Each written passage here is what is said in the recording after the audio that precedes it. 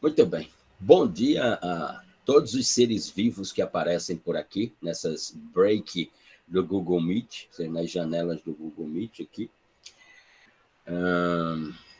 Hoje finalizaremos finalmente esse tópico denominado de metodologia, que reputo, na nossa interpretação, continua sendo a principal ferramenta para construir qualquer pesquisa, qualquer investigação que se autodenomine científica. E começo aqui dando bom dia a todos os seres vivos para notar que a produção e a reprodução da linguagem ela é permanente, né? Porque depois de algumas decisões reconhecendo que até os animais têm direitos, né? Então, que pronome eu vou utilizar para os animais? Né? Todes, todas, que pronomes eu posso utilizar para os animais? Então, me parece que o pronome adequado, se é que é pronome, diria o linguista, seres vivos, né? Já que agora não só os cachorros e outros animais também, através de decisão judicial, têm personalidade jurídica. Eu não sei qual é essa personalidade jurídica dos animais. Não sei qual é a certidão de nascimento de um cachorro, seu CPF, endereço para receber, por exemplo, comunicações da Receita Federal quando não declarar o seu imposto de renda, né? Qual é a sua própria renda, né? Ou se ele declara só de isento, enfim. Mas esse é o modelo de sociedade. E vou partir exatamente dessa questão, né, que todos, ou pelo menos a maioria, penso, se não todos, estavam no seminário com o professor Luciano Maris Maia, né? E ele cunhou uma frase interessante ao dizer que o direito não se constrói mais do direito para a sociedade, mas da sociedade para o direito. Essa é uma frase antiga, mas que ela soa recente, ou seja, ela é uma frase velha, mas que soa como novidade, né? Porque Niklas Luhmann, já lá em 1984, já dizia que qualquer construção teórico-científica deveria partir da ideia de sociedade e não de si mesma, né? Ou seja, reconhecendo a sociedade como o grande espaço imaterial das produções daquilo que ele próprio chamou de a evolução, né? A construção da evolução do saber e do conhecimento. E aqui, para alguns que enxergam pouco, passam a dizer que é uma crise do direito ter que ser construído a partir da sociedade, ou seja, saindo da sociedade para o direito e não do direito para a sociedade. O que, na verdade, é uma ilusão, uma grande ilusão, como já dizia Luhmann, não nos anos 80, mas nos anos 60. Uma ilusão por quê, Luciano? Porque a sociedade ela não pode produzir o direito, né? Porque o direito não está na sociedade. Ele é um subsistema desse sistema chamado sociedade. Mas o subsistema é uma invenção da sociedade, Luciano? Mas o subsistema ele é autônomo à sociedade. A questão é que ele tem uma cognição aberta, ele observa o que acontece na sociedade, né? E quando ele se manifesta sobre o que acontece na sociedade, é porque a sociedade levou essa demanda ao direito. Ao levar essa demanda ao direito, o direito não precisa da sociedade para ser direito. O direito só precisa do direito para ser direito. O direito aparece exatamente para organizar essas complexidades produzidas pela sociedade. Que significa dizer que o direito parte da sociedade para o direito? Não, o direito parte do direito para o direito, no que se refere à sua funcionalidade e à sua operacionalidade. No que se refere ao que ele vai tratar como direito, aí sim, vem da sociedade, mas não é a sociedade que dita o que é o direito, né? A ideia de que a sociedade provoca o que é direito não é exatamente assim, do ponto de vista da teoria dos sistemas, que é a abordagem que nós fazemos aqui. Nós não temos essa participação na construção do direito. Se tivéssemos essa participação na construção do direito, então eu teria que imediatamente reconhecer que não há autonomia do direito em relação à sociedade, o que é exatamente o contrário. Se ele é um subsistema, ou seja, quando tem uma relação social conflituosa e que ela é levada ao direito, a decisão é tomada pelo direito com base nas suas estruturas e não na estrutura da sociedade. A lei não é uma estrutura da sociedade, a lei é uma estrutura da política e do direito. A política e o direito são subsistemas inventados pela sociedade. A sociedade é só comunicação, mais nada, é só isso. É um espaço imaterial de produção de comunicação. Como pergunta Rafael de Jorge, nessa questão da sociedade para o direito e não do direito para a sociedade. Se a sociedade implica no direito, ou se a sociedade é tudo isso que dizem, que sociedade? De que sociedade nós estamos falando? Qual é o conceito dessa sociedade? Mais do que isso, a sociedade fica resfriada, a sociedade tem febre, a sociedade tem dor de cabeça. O que é a sociedade? O que é essa fenomenologia chamada sociedade? Se não apenas comunicação, pura comunicação. O exemplo que eu dei aqui no último encontro que tivemos. O que é a União Europeia? Onde está a União Europeia? A União Europeia fica resfriada, a União Europeia ela tem febre, a União Europeia vai ao supermercado, a União Europeia está onde? Ou ela é uma ideia imaterial de pura comunicação e que faz, obviamente, nascer realidades de relações sociais, realidades concretas, realidades, para ser redundante, mas não é exatamente essa a ideia, realidades reais.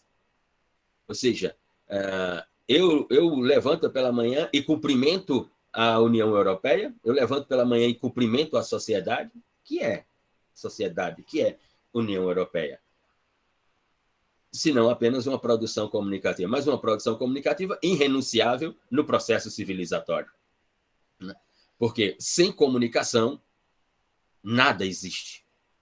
Aliás, nós não existimos porque somos fisicamente, biologicamente. Do ponto de vista do processo civilizatório, nós existimos porque temos uma linguagem, porque dominamos uma linguagem.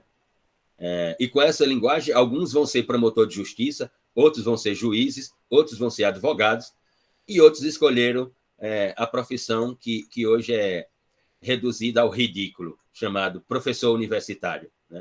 Alguns escolheram essa e se transformaram em ridículos universitários, que é o tratamento que se dá a um professor universitário no Brasil. Ora, então, essas formas de linguagem, elas são necessárias, para o quê? Para algo que nós procuramos sempre, como dizem os construtivistas, e que sem o qual nós não suportamos, não o peso da vida, que esse é um outro conceito, nós não suportamos o peso da existência. Sem o quê? Sem sentido. Nós passamos a vida construindo sentido. Nós passamos a vida inventando sentido. Ou seja, quando se vem a um curso de mestrado, está inventando sentido. Quando se vai fazer um doutorado, está inventando sentido. Quando se presta um concurso, está inventando sentido para o quê? Para a sua existência. E como é que fazemos isso? Com comunicação. Unicamente com comunicação. Sem comunicação, não há como existir. Sem comunicação, você tem vida, mas não tem existência. Essa é a ideia dos construtivistas sobre essa tecnologia denominada de comunicação. E que, cada vez mais que a estudamos, sabemos cada vez menos sobre ela. É nesse sentido. Muito bem. Essa comunicação ela é produzida no presente, no tempo presente. Mas o que é o tempo presente? Qual o conceito do tempo presente? O que eu consigo observar do presente? O que eu posso dizer? Isto é o presente. Quais as diferenciações que eu consigo identificar no presente? seja, eu consigo realizar uma diferenciação entre direito e política, entre política e religião, entre religião e moral, entre moral e economia. Quais as diferenciações que eu consigo realizar com a minha comunicação no tempo presente? Ou na minha produção comunicativa, quando eu me expresso, eu jogo tudo isso na mesma comunicação. Ou seja, minha comunicação ela é direito, ela é política, ela é economia, ela é religião, ela é moral, ela é arte, ela é tudo ao mesmo tempo. E se ela é tudo ao mesmo tempo, em que sociedade se produz essa comunicação? Na sociedade moderna? Na sociedade moderna não é possível, ou na sociedade moderna não é recomendável, digamos assim, essa mescla de produção de discurso. O que vamos falar hoje, portanto, é exatamente sobre uma construção metodológica que ela tem que ser realizada no tempo presente, que ela tem que ser realizada à luz de uma diferenciação, ou seja, qual é o mundo no qual vocês estamos aqui? Nós estamos num mundo chamado Programa de Pós-Graduação em Cidadania, em Políticas Públicas, Cidadania e Direitos Humanos. Essa é a diferenciação aqui. A diferenciação aqui é políticas públicas, cidadania, direitos humanos. E como realizar uma comunicação conectiva entre esses mundos, mas não misturando os mundos, mas sim uma relação conectiva, através da comunicação. Mas como será essa comunicação? Porque a construção da teoria no tempo presente, por uma diferenciação, ela está dentro de algo que é inegável da sociedade moderna, que outras sociedades sempre tentaram submergir, que outras sociedades sempre tentaram ocultar, mas que não é possível ocultar, e se é possível ocultar, como dizem os construtivistas, só é possível por algum tempo, porque ela retorna, e quando ela retorna com muito mais força. Eu me refiro às complexidades. Quanto mais você tenta ocultar as complexidades, quando elas voltam em número maior e com maior força. Né?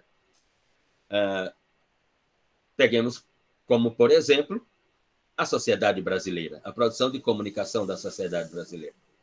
Esse país passou 12 anos produzindo uma comunicação que era uma comunicação de afirmação dos direitos humanos, né? de uma afirmação política, nem tanto jurídica, mas de uma afirmação política dos direitos humanos, de uma afirmação comunicativa, tentando ocultar que neste país, né, havia um núcleo, e um núcleo forte, de um pensamento totalmente contrário a essa ideia política dos direitos humanos, a essa ideia econômica dos direitos humanos e a essa ideia social dos direitos humanos.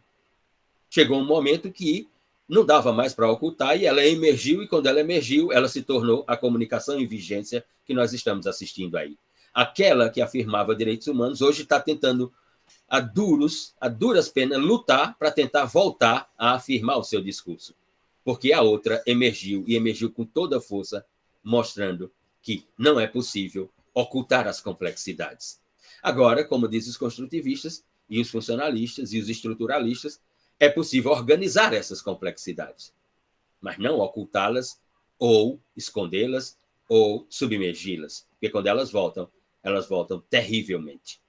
O caso inegável é da realidade brasileira, né, do ano de 2016 para cá, por exemplo. Observe o que era esse país entre 2003 e 2015 e observe o que é esse país entre 2016 e 2021.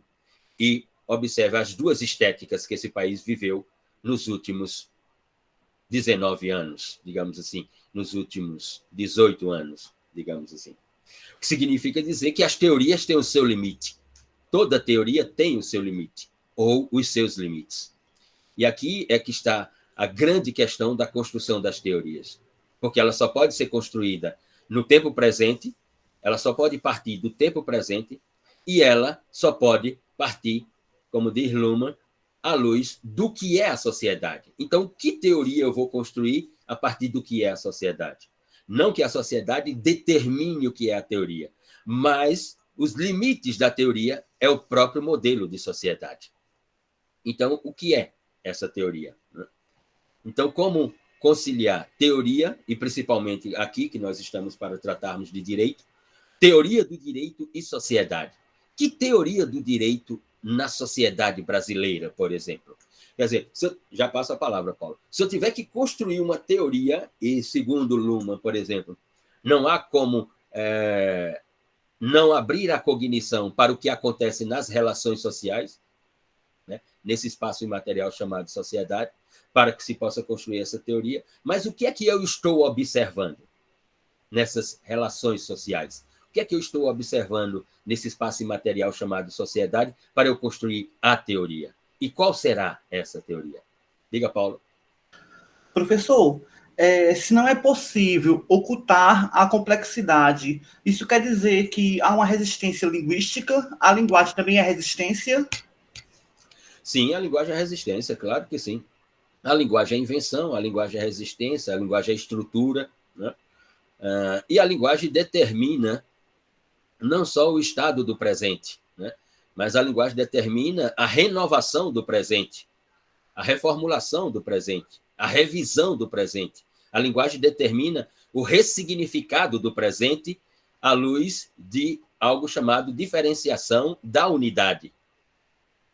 Ou seja, o presente é o que a produção comunicativa determina que ele seja.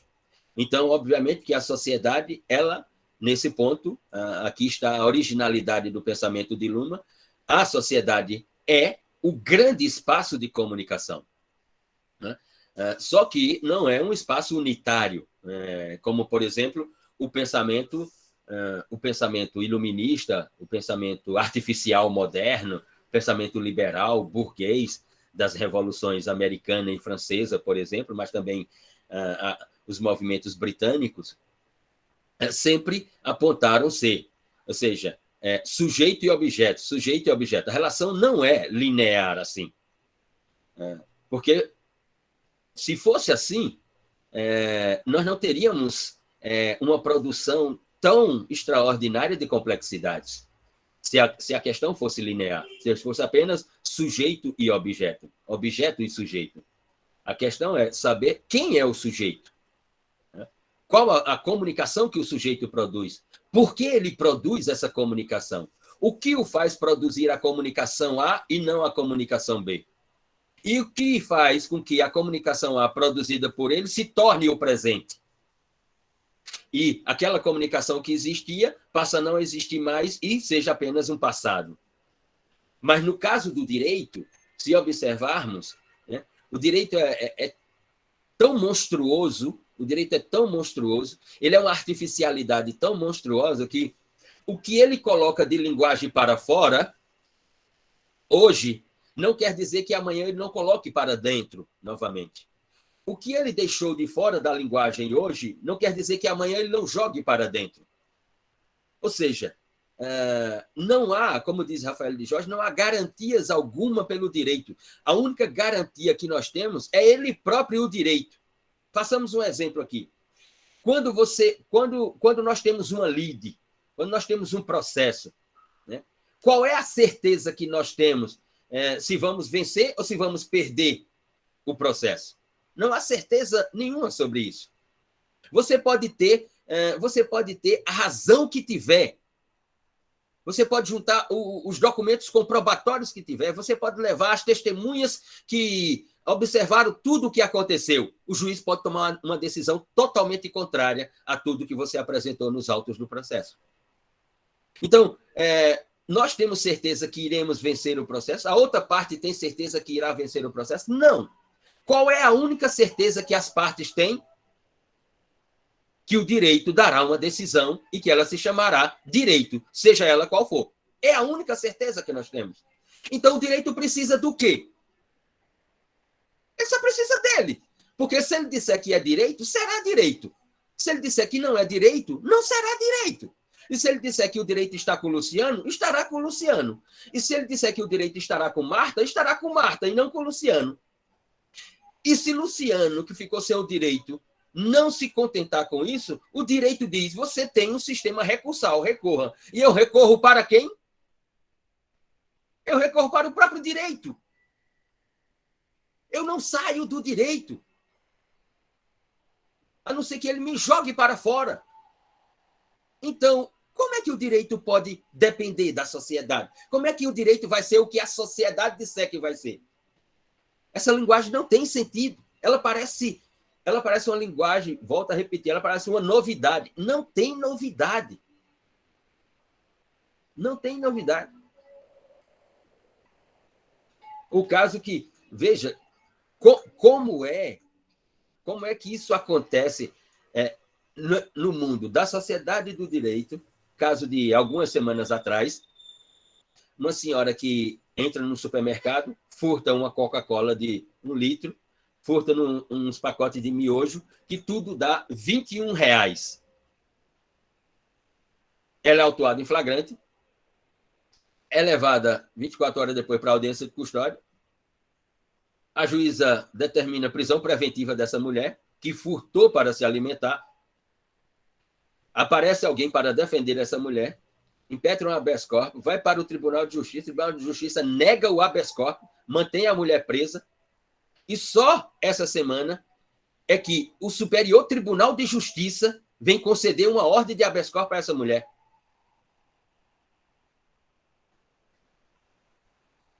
Por causa de R$ 21, alguém fica semanas preso, tendo a confissão de que sim, fui furtar, mas fui furtar para comer, porque eu não tenho o que comer. Olhe como é que se vai construir direito. Vou dar um exemplo. Ontem eu terminei uma pesquisa para construir 4 colunas para a CBN. Uma das colunas eu intitulei O Brasil dos Ossos. Em Cuiabá, a capital do agrobusiness, do bilionário agrobusiness, agronegócio, agro é vida, agro é pop, agro é tudo. Não é isso o slogan? Não é isso? Do agro. Em Cuiabá, né, tem um atacadão chamado Atacadão das Carnes, que a proprietária ela organiza durante 3, 4 vezes por semana uma fila para doar ossos às pessoas. As pessoas chegam 4h30 da manhã, muitas saem de lá 9 horas da manhã com um saquinho de ossos para ir para casa para fazer uma sopa. Aí, a primeira dama, que eu não vou falar o nome, porque depois esse vídeo vai estar lá no YouTube e ela me processa, e provavelmente pode até vencer. A primeira dama do Mato Grosso, né, vai distribuir cestas básicas para essas pessoas com um casaco e um par de bota Louis Vuitton que custa R$ 11 mil. Como é que eu vou construir direito a partir dessa sociedade? Repito, como é que você, como esposa do representante maior da democracia representativa, do sufrágio popular, seu marido é o governador, você vai distribuir cestas básicas para as pessoas que não têm o que comer, e você vai com um casaco e um par de bota Louis Vuitton que custa R$ 11 mil? Qual é a sua ideia de sociedade? Aí o direito tem que partir dessa comunicação, é? Não, meu querido. O direito parte da comunicação dele, não dessa comunicação. Dele. Porque ele tem 2 estruturas que a sociedade não tem: a lei e a decisão judicial. E com isso o direito faz o que ele quiser, não o que a sociedade pede para ele fazer. Porque quando a sociedade pede, ela pede pelo menos em 2 partes. Tem A e B pedindo. E a decisão não é de A e nem é de B. A decisão é do direito, nesse sentido. Ora, como construir metodologia para essas complexidades? Qual deve ser a metodologia? Por isso que as pesquisas sociais, elas estão aí, né? E nós observamos e perguntamos qual é o sentido das ciências sociais. Porque, me diga, com tamanha complexidade, qual é o sentido de projetos de pesquisa com metodologias de método dedutivo, método indutivo, pesquisa exploratória? Qual é o sentido disso? Explorar o quê? Vai explorar o quê? Essa complexidade que você olha para hoje, ela é uma, amanhã ela já se ressignificou, já se renovou, já se reformulou. Então, veja que os projetos de pesquisa são ficções. No outro programa lá, apareceu no último processo seletivo, apareceu um menino com uma ideia interessantíssima. No campo das tecnologias, a observação e análise sobre a criação de um app, tal, de um aplicativo para não sei o que e tal. Eu disse que interessante e tal. Aí você ia olhar o projeto de pesquisa dele, a problemática era interessante, a área de tecnologia, né? As hipóteses levantadas também, a justificativa, sem dúvida alguma, essa sociedade se tornou tecnológica, puramente tecnológica, né? Tanto é que nós estamos aqui, é uma das demonstrações. O referencial teórico era autores americanos que tratam desde os anos 80 com a ideia de tecnologia e tal, sem dúvida. Aí você chegar na metodologia, a metodologia que ele indicava eram todas aquelas criadas no século XIX. Método dedutivo, indutivo, dialético, exploratório. Sim. Qual o sentido? Qual é o sentido? Então, você nota que os projetos de pesquisa são ficções. De que quando você termina a sua pesquisa, você nota que você não aplicou porra nenhuma daquela metodologia que estava lá no seu projeto. Ah, Luciano, porra, o que é isso? E isso não é um problema. Isso não é um problema. Isso é só uma realidade comunicativa. É que essa ideia moderna de sujeito e objeto nos condicionou a observar tudo como um problema. Nem tudo é problema. É preciso construir as diferenciações. E é por isso que nós vamos à metodologia, a ideia da metodologia. Ou seja, aquela metodologia que nós chamamos de observacional, metodologia observacional, estrutural, construtivista e funcional. E que ela tem 4 elementos constitutivos. 4 elementos linguísticos constitutivos. O primeiro dele é traduzido na ideia de verdade. Veja. Qual é a verdade do direito? O direito tem algumas verdades. E aqui, quando eu me refiro verdades do direito, eu estou me referindo a verdades jurídicas. Não é outra. Quando falamos verdade do direito, quando dissemos verdade do direito, estamos falando no sentido de que toda produção argumentativa, e vocês leram um texto do professor Niklas Luhmann, lá, o capítulo 8, do seu livro de 1994, né, O Direito da Sociedade, das Recht der Gesellschaft, toda argumentação no campo do direito, ela tem uma função. Qual é a sua função? Construir uma verdade. Porque se a sua argumentação, e aqui estou me referindo à sua pesquisa também, se a sua pesquisa não construir uma verdade, vou dar um exemplo que você vai passar por isso daqui a pouco. Daqui a pouco eu digo, é daqui a alguns anos. Quando chegar o momento da sua banca, se aqueles 3 personagens que estarão lá, chamados professores avaliadores, não se convencerem, ou melhor dizendo, não forem convencidos, não forem persuadidos de que a sua dissertação ela é a tradução de uma verdade sobre política pública, sobre cidadania, sobre direitos humanos, se a sua dissertação não persuadir aqueles 3 personagens, não convencer aqueles 3 personagens de que ela é uma verdade, você não sairá desse programa mestre, porque eles reprovarão o seu programa, a sua dissertação. E aí você vai notar o que é a verdade. E que a verdade, já passa a palavra, Natália, como dizia um físico que veio para as ciências sociais, construtivista, chamado Heinz von Foster, e que a verdade não tem nada a ver com a verdade, mas tem a ver com a construção que eu me proponho a realizar. E a construção é que é transformada em verdade. Ou seja, quando eu inicio uma pesquisa, eu inicio com uma série de ideias. Não quer dizer que elas vão se realizar. Não quer dizer que elas vão se concretizar. Possa ser exatamente que eu mude totalmente as ideias colocadas no projeto de pesquisa. Mas o projeto de pesquisa foi avaliado por esse programa e você está dentro de um programa de mestrado. Você é mestrando ou mestranda. Ou mestrandes. Não sei mais nem qual é a terminologia.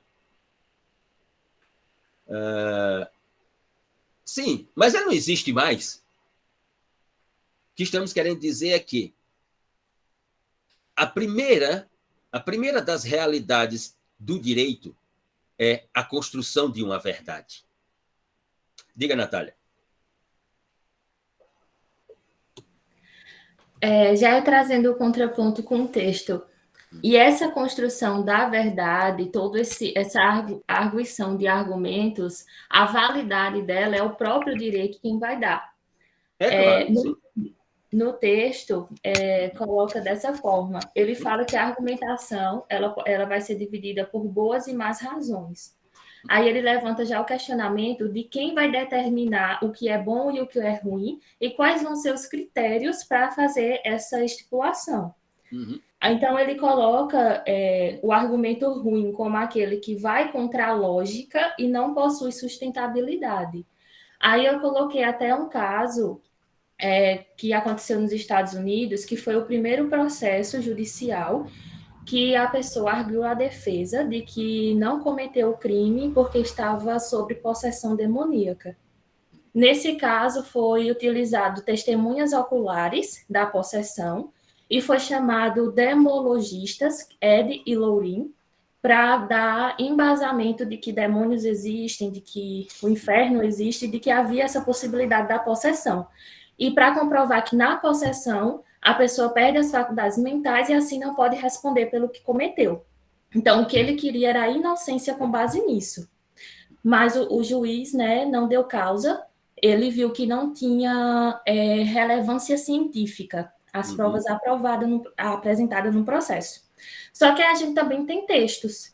A gente tem Santo Agostinho, que vem provar a existência de Deus através do homem e através das suas criações.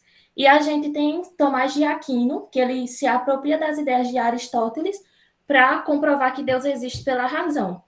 Então, a gente vê que tem a existência de argumentos dentro da religiosidade para embasar esses eventos ligados à espiritualidade, mas num processo dentro do direito nos tribunais, ele não tem qualquer valia, justamente porque o próprio direito desqualifica por ir quanto à lógica e ir contra essa questão do ser possível. Uhum. Eu fiz essas anotações.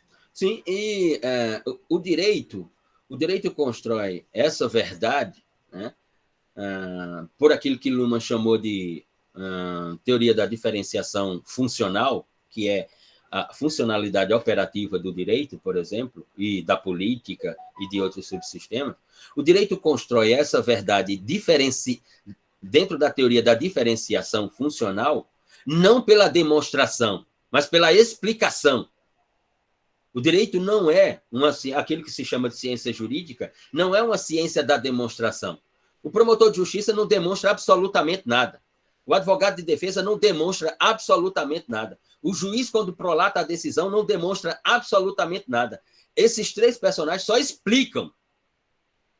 Eles apenas organizam uma comunicação, uma linguagem, dentro de uma ideia da lógica, para explicar o que vai ser direito e o que não vai ser direito, mas não demonstrar. Veja, a própria ideia, por exemplo, a própria ideia de homicídio, por exemplo, né, não é o direito que demonstra que houve uma causa-morte. Não, é outra ciência.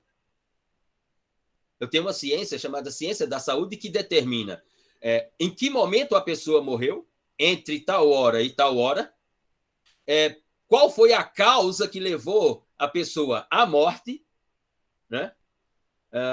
Por exemplo, eu posso ter uma morte em que todos que observam a pessoa morrendo imaginar que foi exatamente por um homicídio doloso. Alguém que praticou uma ação e a outra pessoa morreu. A pessoa pode ter um problema preexistente de saúde que, numa discussão, ela tem um problema cardíaco, por exemplo, e numa discussão pelo estado nervoso, pelo seu sistema nervoso, simplesmente vira a causa-morte. A outra pessoa não tinha o dolo de matar aquela pessoa, mas era apenas uma discussão intensa e que poderia se desenvolver para uma via de fato ou alguma coisa assim, poderia, mas não chegou e a pessoa morreu antes. Ora, o direito não tem estrutura para demonstrações, ele só tem estrutura para explicações. Ele é uma ciência das explicações jurídicas. Ele explica o que pode ser jurídico naquele momento e vai ser reconhecido como jurídico, e o que não pode ser jurídico naquele momento. Ou seja, ele constrói o que ele próprio vai chamar de verdade ou realidade jurídica. Ele mesmo se autonomina nas suas construções, como verdade ou como realidade jurídica, mas puramente explicativa e não demonstrativa. É diferente, por exemplo, da física. É diferente de outras ciências. Diga, Marta. Diferente das ciências, como dizem os cientistas, diferente das ciências duras. Oi, professor. Tá escutando? Uhum. Pegando o gancho aqui, é porque o telefone tocou, aí eu fui atender.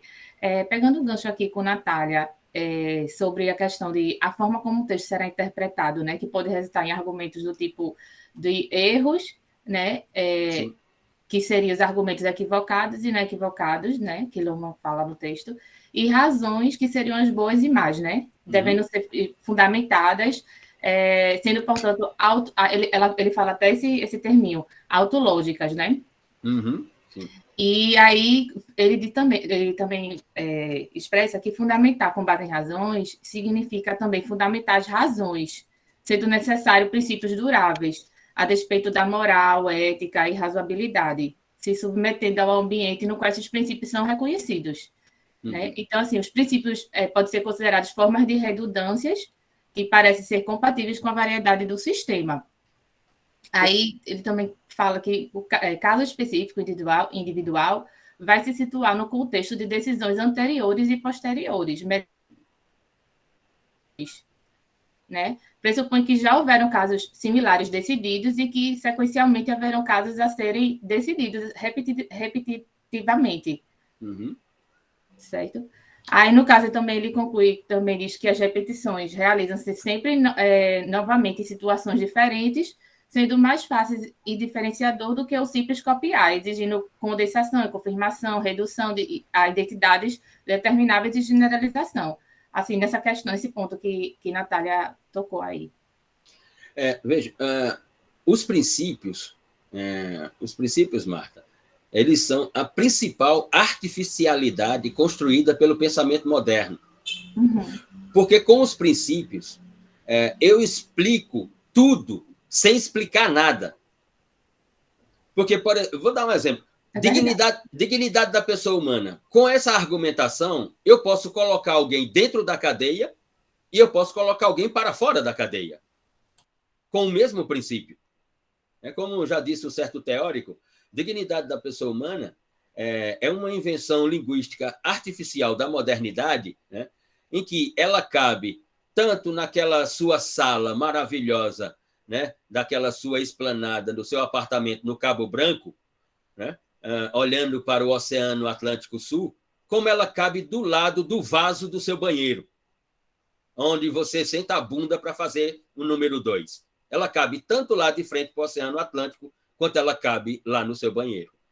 Ou seja, com esses princípios, eu construo explicações e não demonstrações. E explicações, em regra, que não explicam, mas que persuadem, que convencem, que se tornam boas e não ruins.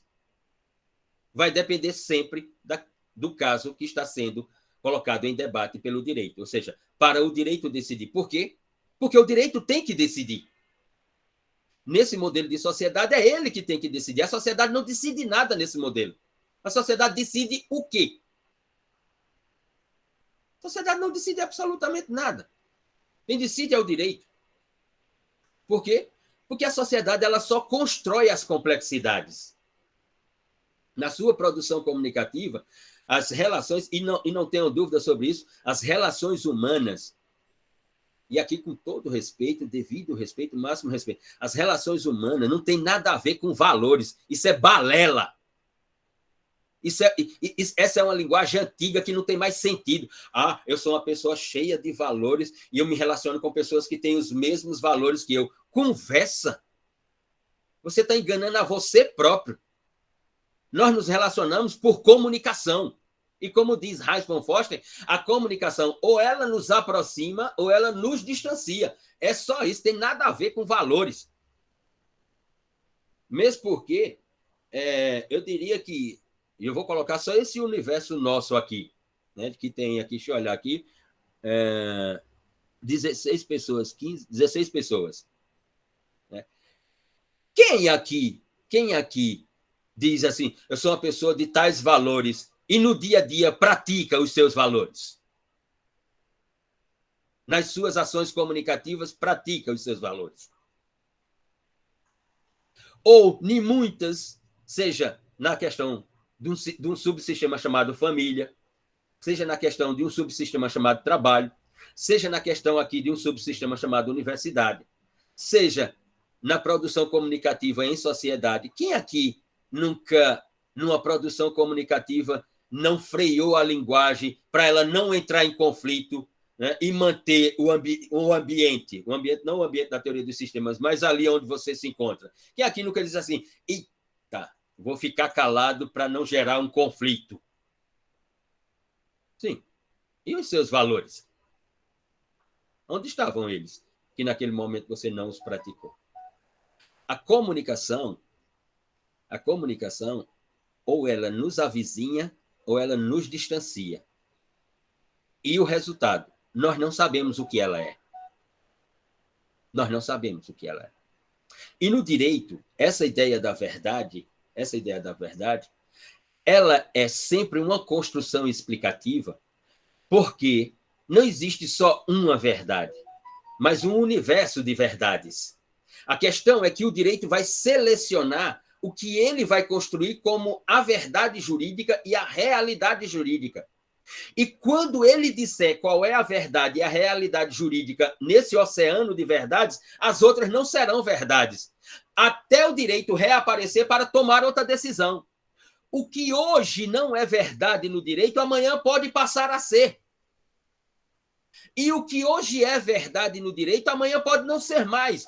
Exemplo, o crime de adultério do artigo 240, do antigo artigo 240 do Código Penal. Durante muito tempo nesse país foi uma verdade jurídico-normativa, que se alguém que estava numa relação amorosa, afetuosa, de união estável, de casamento, alguma coisa assim, e traísse o outro poderia realizar uma denúncia pelo crime de adultério e a pessoa poderia cumprir uma pena, responderia a um processo e poderia cumprir uma pena. Hoje, isso não pode mais. Professor, e nesse caso, o senhor observa que o direito ele se desapropria disso, mas ele mantém-se apropriado sobre as questões que versam o adultério no tocante a patrimônio, que recentemente foi reconhecido que a amante não teria direito à pensão, não teria direito a patrimônio, essas coisas. Então, ele se desapropriou e, ao mesmo tempo, continuou tomando posse da complexibilidade, mas sobre outra perspectiva. Sim, né? Eu só me referi aqui do ponto de vista do crime. Não é mais crime, você não responde um processo crime. Né? E aí o direito vai e ele próprio inventa o quê? Ele inventa um processo chamado processo de descriminalização e processo de despenalização, para dizer o que era crime, injusto, delito, não é mais. E para dizer o que nunca foi, passa a ser. Por exemplo, violência contra a mulher. Violência contra a mulher, neste país, até 2004 não era crime. Só a partir de 2004 que nós temos a construção do parágrafo 9º do artigo 129 pela Lei 10.886, e que inventa o tipo penal de lesão corporal dolosa contra a mulher em ambiente doméstico. Quer dizer, até 2004 as mulheres não eram agredidas no lar?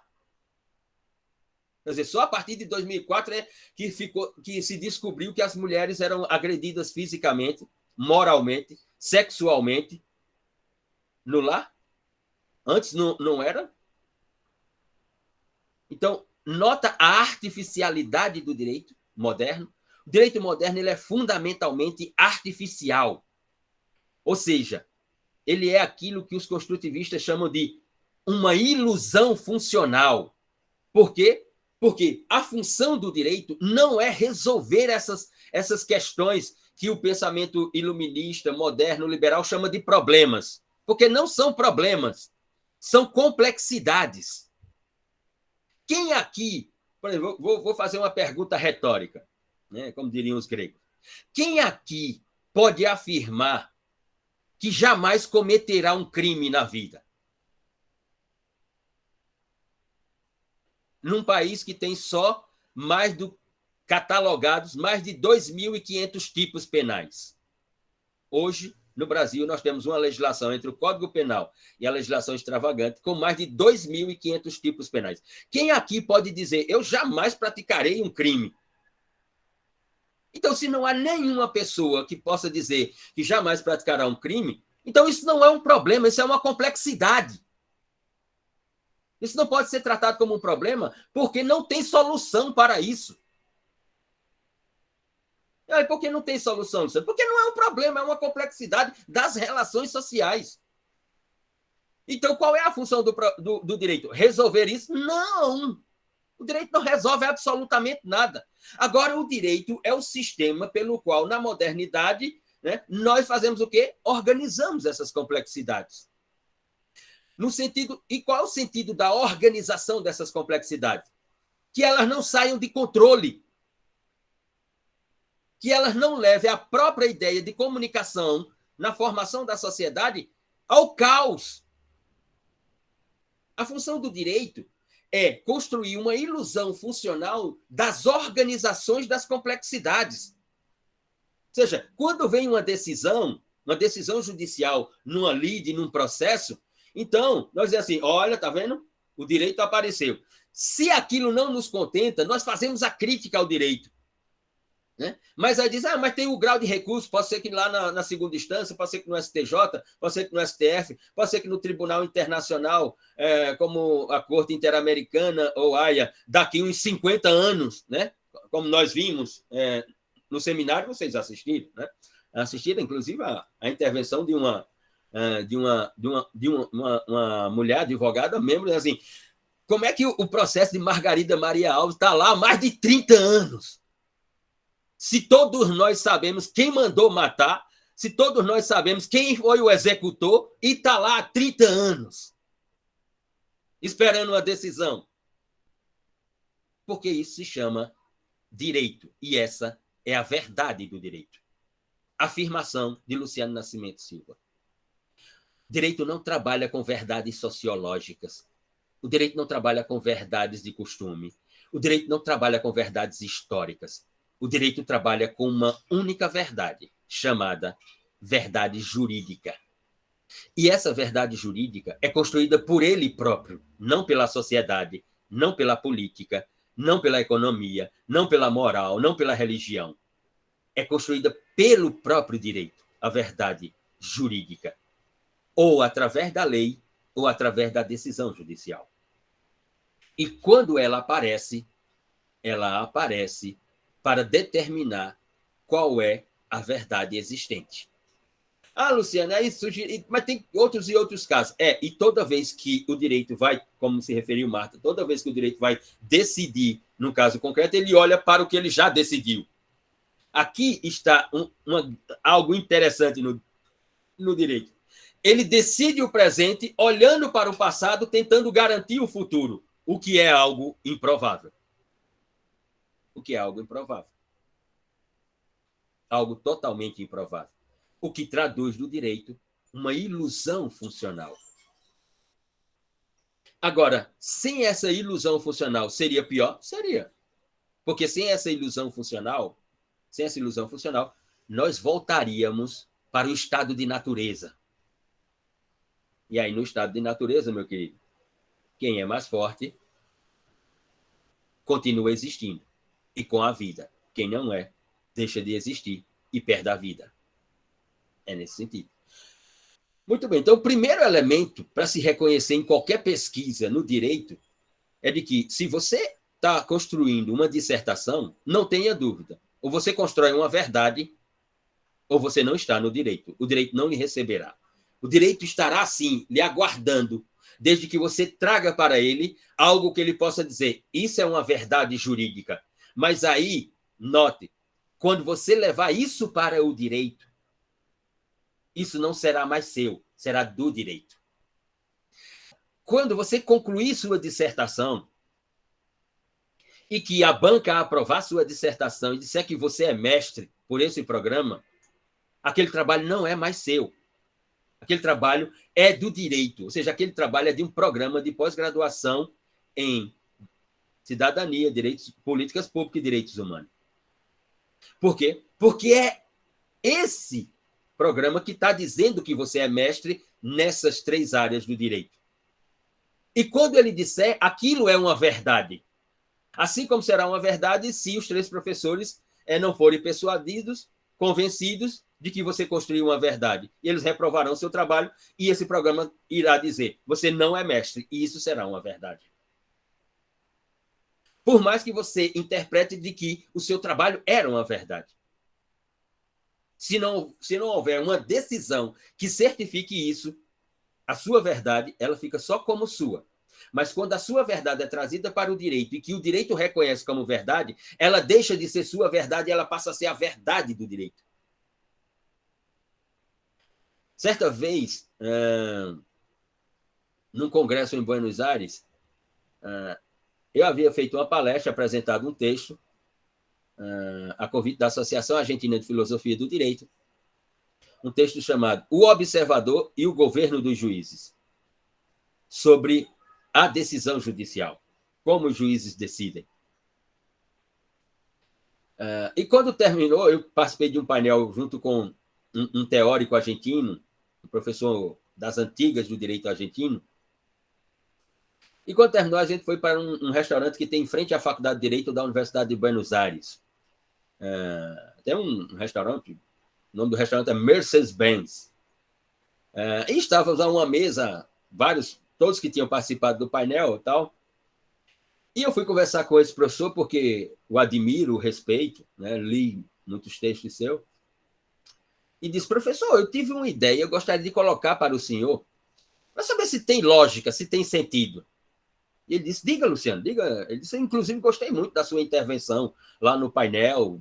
Discurso muito interessante o seu sobre essa forma dos juízes decidirem, de criarem verdades. Né? Eu digo, Ele disse, mas diga assim, o direito não seria uma espécie de Midas, professor, onde o direito toca, ele transforma em jurídico, seja pela lei, seja pela decisão judicial. E aí o professor olhou para mim e disse, fez assim. Exatamente, Luciano. Que pensamento, exatamente. Só tem uma notícia não muito agradável para lhe dizer. Disse, qual é, professor? Ele disse assim, você chegou só uns 100 anos atrasado com esse pensamento. Eu disse, só 100 anos? E quem foi que falou isso, professor? Aí ele pegou o guardanapo, assim, fez assim. Leia esse texto de Kelsen. Tem no mínimo 100 anos. É lá de 1911, Luciano, o texto. Leia esse texto de Kelsen de 1911. Isso era 2018. O ano 2018. Ele disse, leia esse texto de 1911. E aí depois me mande um e-mail, me deixou um e-mail no guardanapo e me diga qual é, se a sua ideia está no mínimo 100 anos atrasada ou não. Mas você tem razão, o direito é isso mesmo. Só que você chegou um pouquinho atrasado. Só um pouquinho, Luciano, só um pouquinho. Veja, quando o direito vai à sociologia, porque observe o seguinte. Na sua ideia funcional, operativa e estrutural, o direito só tem dois mecanismos. Algo chamado norma, algo chamado decisão judicial. E isso aqui é fechado. Isso aqui é fechado. A norma, ela é a norma por si própria, na produção daquilo que Kelsen chamou legitimidade pelo procedimento. O direito pode declarar a norma inconstitucional e ela terá que ser refeita. A outra estrutura, a decisão judicial, não. Ela pode ser qualquer coisa que o direito disser que ela é, assim como o direito dirá sobre a lei. Então, o direito sai do direito, para o direito, volta para o direito, vai para o direito. O direito, como vocês leram lá em Luhmann, ele tem uma linguagem que é puramente circular. Ela é circular e tautológica, repetitiva. Nós estamos falando sempre os mesmos termos no direito, sempre os mesmos termos no direito. E quando falamos de direitos humanos, então é esdrúxulo. É esdrúxulo quando falamos de direitos humanos. Todos falam a mesma coisa sobre direitos humanos.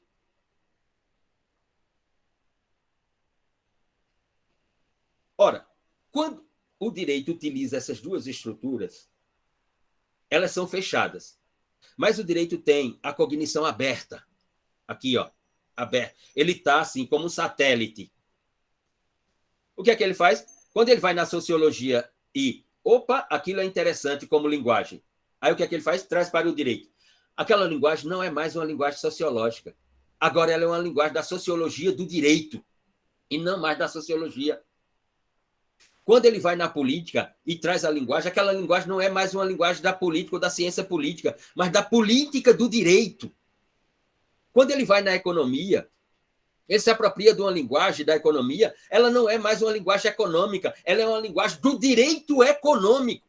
Quando ele vai nas finanças, ele faz a mesma coisa, ela se torna uma linguagem do direito financeiro. Veja que nós não falamos de tributário, nós falamos de direito tributário. É por quê? Porque ela é uma linguagem jurídica. A estrutura do tributário na Constituição é uma estrutura jurídico-constitucional tributária, dada pelo direito. Então, ele é uma espécie de Midas, como escreveu Kelsen 100 anos antes de Luciano Nascimento falar. Professor, até no texto, né, de Luhmann, essa questão da verdade ser demonstrada, ele até diz, né, que a argumentação jurídica precisa se demonstrar através da consistência, precisa demonstrar consistência com o direito válido, né? Através do texto adequado, trazendo à luz a qualidade de suas razões, apresentando seus resultados de forma ampla, né? E lógica. Sim. E algo fantástico no direito. A norma diz uma coisa, o órgão de acusação, o Ministério Público, vem, aí diz algo sobre a norma, a defesa vem e diz algo que não é o que acontece narrado pela norma, a decisão judicial vem e diz outra coisa totalmente que pode estar ou não estar na norma, e quando aparece, ela se torna o direito. E a norma deixou de ser direito? Não, continua sendo direito. A argumentação de acusação muda a norma? Não, não muda a norma. A argumentação de defesa muda a norma? Não, não muda a norma. A argumentação que é determinativa na decisão judicial muda a norma? Não, não muda a norma. Luhmann chamou isso do quê? O direito filtrado pelo direito. Ou seja, o direito não sai do direito.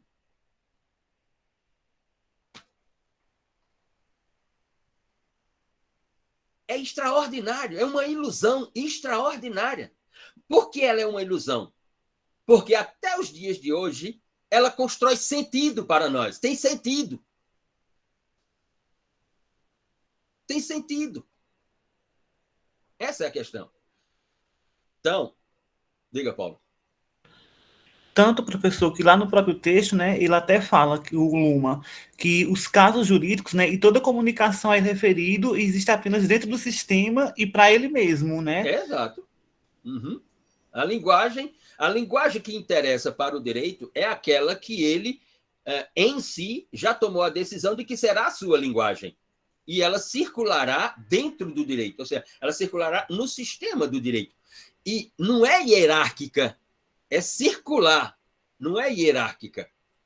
Como no pensamento liberal iluminista, a hierarquia dos bens jurídicos. Que hierarquia de bens jurídicos? Não existe hierarquia de bens jurídicos porra nenhuma. Isso é uma balela. Quer ver hierarquia dos bens jurídicos? Então, como é que existe hierarquia dos bens jurídicos quando os penalistas dizem que o bem jurídico principal é a vida, e aí você tem num crime de homicídio simples uma pena que vai de 6 a 20 anos, e aí você vai para o crime de extorsão mediante sequestro lá no artigo 159, e olha qual é a pena base. A pena base é 8 anos, e não 6, como é no homicídio. Então, como é que a vida é hierarquicamente superior ao patrimônio? Se lá no crime contra o patrimônio, a pena ela é 2 anos maior do que no crime de homicídio. Essas linguagens não têm lógica, mas é também linguagem do direito normativo. Ora, essa é a ideia de verdade do direito, que significa dizer que a verdade que será a realidade do direito, ela depende do observador, de quem vai construir essa verdade. Qual é a verdade que você está construindo na sua dissertação de mestrado? Você não tem que se preocupar se a sua verdade ela é histórica, se ela é dos costumes, se ela é sociológica. Se o seu trabalho tem direito, você tem que se preocupar se ela pode ser uma verdade do direito. E na hora que o direito disser que ela é uma verdade, aí, minha querida, não há ninguém que irá contrariar o direito. Poderá não concordar, dizer assim, não, assim. Aí eu tenho, para não concordar, eu tenho que ir para o próprio direito.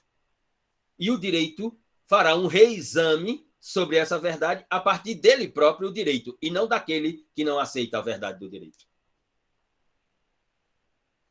Esse é o primeiro elemento metodológico, elemento linguístico constitutivo metodológico do direito. A verdade. Ou se tem uma verdade, ou não se está no direito. Diga Godoy. Bom dia, professor. Bom dia, pessoal. Em relação a essa questão, como trabalhar isso e a crítica que é feita, o que eu chamo de ativismo judicial, em que pontos se conectam, né?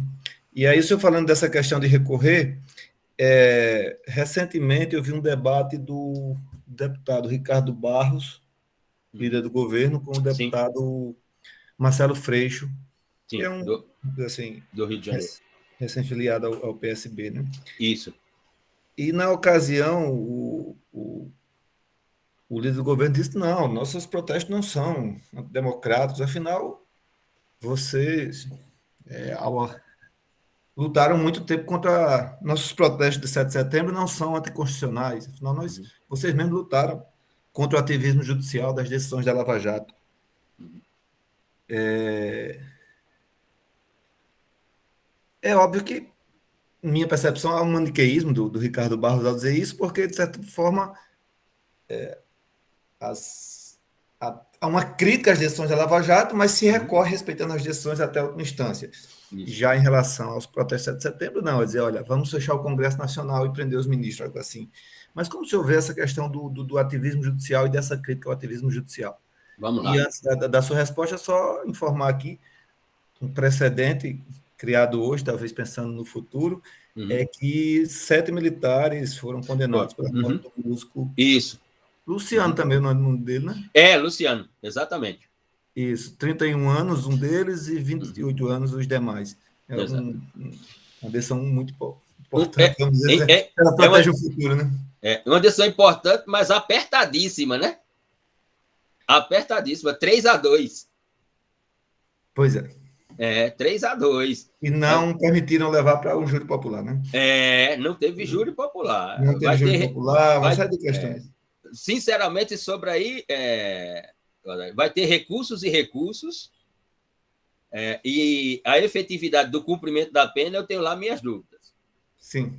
Pode ser que sim, porque eram todos, nenhum deles eram oficiais, né? Exato, perfeito. Perfeito. Mas vamos lá a esse momento denominado neoconstitucionalismo. Vamos lá. E que é o paradigma no qual nós estamos do direito, não há dúvida sobre isso, né?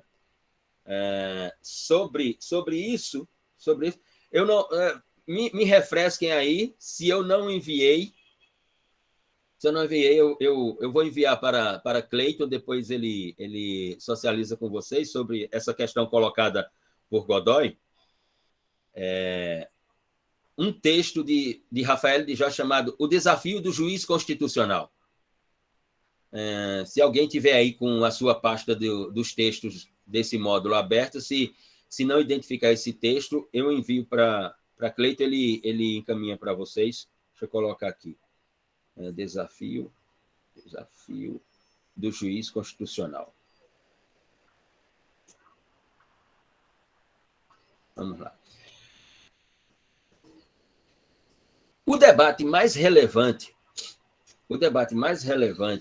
que nós tivemos, seguramente, nos últimos 100 anos do direito, ele acontece na primeira metade do século XX, de um lado, de um teórico político, e provavelmente o teórico político mais relevante do século XX, eu me refiro ao constitucionalista Carl Schmitt, que era o constitucionalista do Terceiro Reich, né? E, do outro lado, o teórico dogmático mais relevante, não do século XX, mas de todos os tempos. Eu me refiro ao professor Hans Kelsen.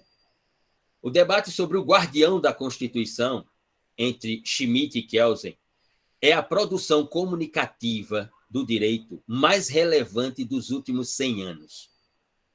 Por quê? Porque Schmitt tinha um pensamento sobre a ideia de Constituição, a sua ideia de Constituição é Constituição política. Kelsen tinha um outro pensamento, Constituição jurídica, né? Tanto que a primeira Constituição da Áustria ela nasce a partir dos pensamentos de Kelsen. A previsão sobre o Tribunal Constitucional, que é a discussão, que é o debate entre ambos, nasce do pensamento de Kelsen e nasce na Constituição da Áustria, o que nós temos hoje como Tribunal Constitucional.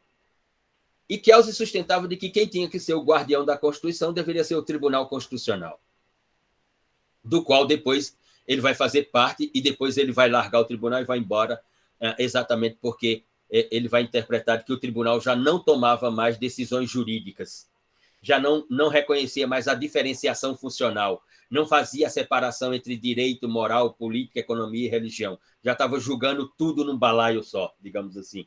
E ele faz uma carta e larga o Tribunal Constitucional. Do outro lado, Schmitt interpretava de que, não, o guardião da Constituição tem que ser o Führer, mandatário maior da nação, submetido ao sufrágio popular, etc., etc. Enfim.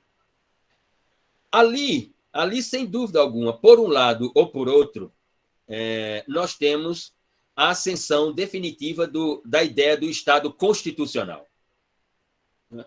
De um Estado constitucional. O que significa dizer que, para muitos, é a identificação do marco, né, da derrocada do sistema positivista do direito, do próprio Kelsen, né? Daquela ideia de um positivismo puro, de um normativismo puro. Porque a argumentação dos constitucionalistas é de que aquela estrutura normativa pura ela causava injustiças, porque ela era uma estrutura puramente legal e formal, não material. Enquanto que a Constituição ela é um documento jurídico-político da materialidade do direito. E que, portanto, com a Constituição nós teríamos a realização concreta do direito e não puramente formal e legal. E assim se deu. A questão é que, com esse momento histórico, né, e aqui no momento histórico eu me refiro do direito, não da história, momento histórico do direito. Né?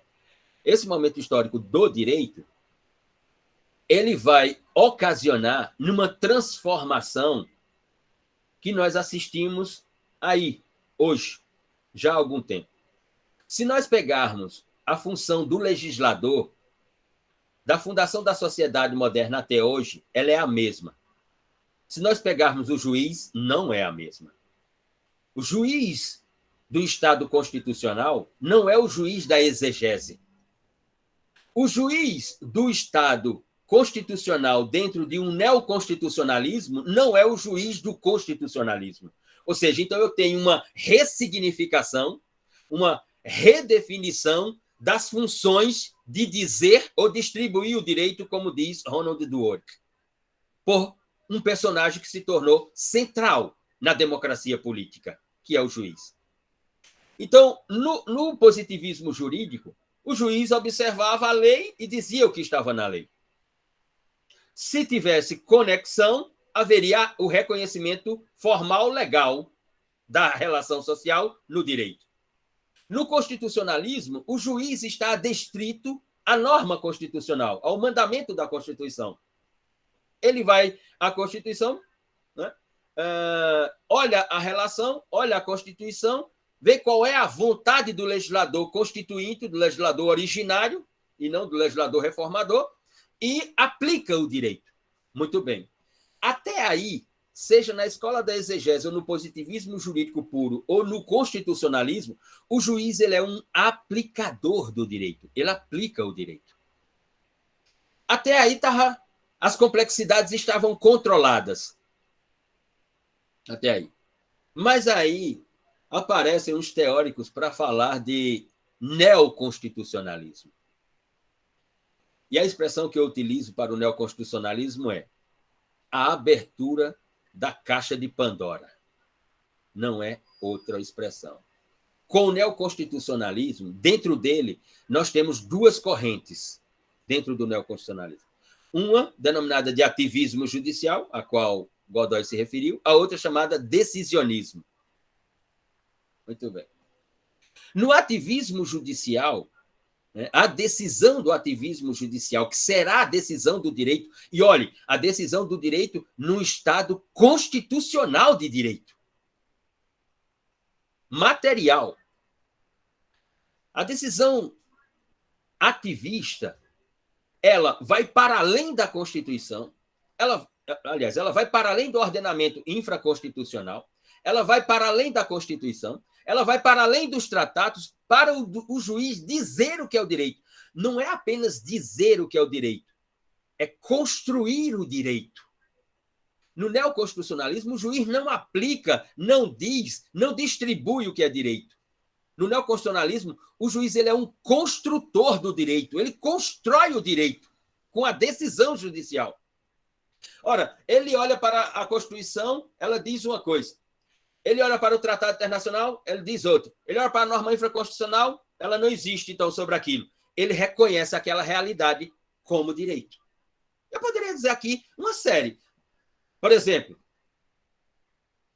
a questão da união homoafetiva, reconhecida como entidade familiar. Eu já falei aqui. Vá no parágrafo 3º do artigo 226 e veja o que é que o legislador constituinte originário colocou como entidade familiar.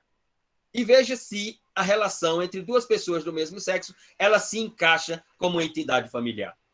Não, ela não se encaixa. Normativamente falando, ela não se encaixa. Diga, Natália.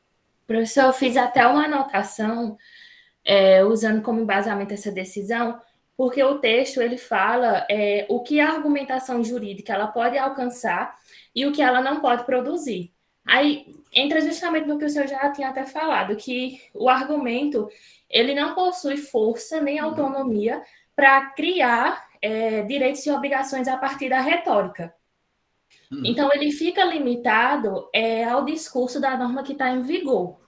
Mas essa limitação da argumentação jurídica, ela pode ser moldada através da hermenêutica, resultando dela decisões oriundas da interpretação dos juristas para assim moldar um novo direito, que eu acredito que foi o que aconteceu na questão da união homoafetiva. Por quê? Essa discussão da ADPF 132 em 2011, ela começou justamente porque o texto legal era omisso. Embora a Constituição e o Código Civil ele traga homem e mulher, mas ele não veda a relação entre pessoas do mesmo sexo. Sim. Então, como tinha essa omissão do texto da lei, houve espaço para uma hermenêutica e, assim, através de argumentação jurídica, interpelar. Só que a discussão, ela partiu do direito, ela partiu da lei, ela não partiu do social. Justamente aquela questão do direito pelo direito. E mais à frente, a gente vê isso novamente, quando em 2013, se aprova que os cartórios realizem essa cerimônia na esfera civil. Então, a de 2011 partiu da omissão da lei e a de 2013 partiu da decisão de 2011. E assim a gente vê o ciclo que o senhor estava falando. Então, Diga, Natália. Não, pode concluir. Então, o autor ele coloca que a argumentação jurídica, para ter validade, ela vem do direito, como a gente falou. Mas, para ocorrer a problematização, ela partiu dela para ela própria, que justamente entra até o que Marta também disse, que as decisões antigas vão mudar as novas decisões, e assim vai. Sim, só uma questão.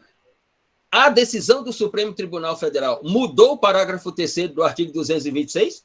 Não, não mudou. A gente só pode agir com base na decisão, na errata da DPF. Exato, exatamente. Ou seja, o que a decisão faz é só direito filtrado pelo direito, porque o parágrafo 3º do artigo 226 continua o mesmo e continuará o mesmo por décadas e décadas, não tenha dúvida. E a norma não virá com o parlamento que o Brasil tem. No caso do parágrafo 3º do artigo 226, não é omissão ali, não é omissão, porque a norma já traz uma previsão sobre o que é entidade familiar. A norma traz um rol do que é entidade familiar. Você pode dizer assim, mas aquele rol é limitado. Aquele rol é limitado para o presente. Quando o artigo 226 foi criado, era 1988. Talvez o presente não fosse o presente que é o presente hoje. Essa é a questão. Que as teorias têm que ser construídas à luz do presente. Só que o presente possa ser que ele dure muito e possa ser que ele não dure absolutamente nada. E aí é que nós vamos saber a força de uma teoria. Né? Já passo a palavra, Cleiton. Veja, a ideia de reconhecer a entidade familiar é uma das decisões de construção pelo juiz. O juiz ali não está aplicando direito algum. O juiz ali ele não está reconhecendo direito algum, porque não havia previsão sobre aquilo. O juiz ali, no caso, o Supremo Tribunal Federal, pelo plenário, está construindo um direito. Essa é a ideia do ativismo judicial. Quando eu falo de ativismo judicial, a Corte Constitucional, como o guardião da Constituição, constrói o direito. Mas aí a questão é, constrói o direito com qual ideia exatamente? Ora, na nossa interpretação, só há uma ideia. O ativismo judicial, ele, no neoconstitucionalismo, aparece para, na construção do direito, determinar a organização das complexidades. Vai organizar essas complexidades. Ora, agora, pessoas que até a decisão de 2011 se sentiam desamparadas pelo direito, passam a se sentir amparadas pelo direito agora. Aquela ideia de indignação, aquela ideia de revolta, aquela ideia de exclusão, ela não existe mais, porque agora eu posso ir no cartório, porque agora eu posso utilizar a expressão casamento, porque agora eu posso viver conforme o que eu quero para a minha vida, porque o direito fez o quê? Porque o direito, com uma decisão judicial, construiu uma verdade chamada união entre pessoas do mesmo sexo como entidade familiar no direito constitucional brasileiro. E olhe, é no direito constitucional, não no direito civil constitucional. É no direito constitucional. Essa é uma decisão ativista, assim como outras. E quando é que eu tenho um decisionismo? Quando eu tenho uma decisão como essa, só que oposto. Quando eu nego o direito. Como eu nego o direito, e toma uma decisão. Godoy se referiu à Lava Jato. Poderia citar aqui vários pontos da Lava Jato, vou citar só um. Que depois o Supremo Tribunal Federal apareceu para organizar a complexidade. Mas poderia citar 2, 3, 4, e até posso. A questão na Lava Jato dos mandados coercitivos. Qual é o regramento jurídico para mandado coercitivo? Ora, uma pessoa ela é intimada a ir prestar esclarecimento na delegacia, ou uma pessoa é indiciada e, portanto, tem que ir à delegacia quando a autoridade policial assim determinar. Em ambos os casos, não vai. Não vai, não veio, ok. Aí a autoridade policial requer ao juiz mandado coercitivo e agora vai de qualquer jeito. Na Lava Jato, nós tivemos 234 mandados coercitivos que a pessoa estava sendo comunicada pela primeira vez. Isso é decisionismo, isso não é ativismo judicial. No ativismo judicial, eu construo um direito. No decisionismo, eu nego um direito. Quem escreve sobre isso, vou colocar até aqui no chat, pode pesquisar, um autor argentino chamado...